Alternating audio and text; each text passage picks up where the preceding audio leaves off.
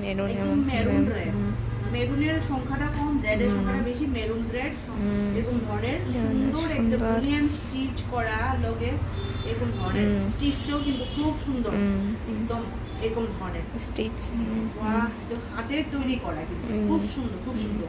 পুরো বডির মধ্যে এরকম করে ফ্লাওয়ার, পুরো বডির মধ্যে কামগুলা এই এরকম ধরে যাবে, একদম ঠাসা কাম, চান্দেরি কটন সিল্কের মধ্যে পুরোটা যাবে এরকম করে। সামনে দিয়ে শাড়িটা ভীষণ সুন্দর, ভীষণ হালকা, ভীষণ হালকা, ভীষণ সুন্দর।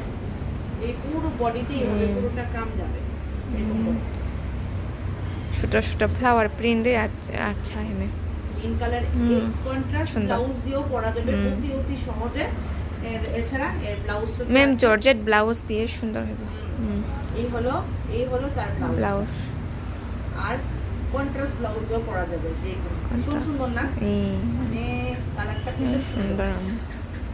পুজো পালি, বিয়ে, কোনো সকালের অনুষ্ঠান বা পুজো পালির অনুষ্ঠান, তারপর যে কোনো অফিসিয়াল অনুষ্ঠানও বা কোন একটা ইয়েতে পরা যাবে।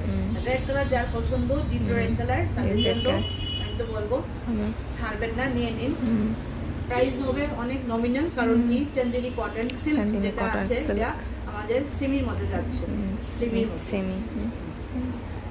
পকেট সিকোয়েন্স দেওয়া থাকবে সফটের মধ্যে, মানে এই যে কাঁথা সেলাইয়ের সঙ্গে সঙ্গে ভালো করে দেখায়, কাঁথা সেলাইয়ের সঙ্গে সঙ্গে ছোট ছোট কিন্তু সিকোয়েন্স ওয়ার্কও আছে, যেটা সেলাই করা আছে, পরার কোনো ভয় নেই, ছুটে পড়বে না।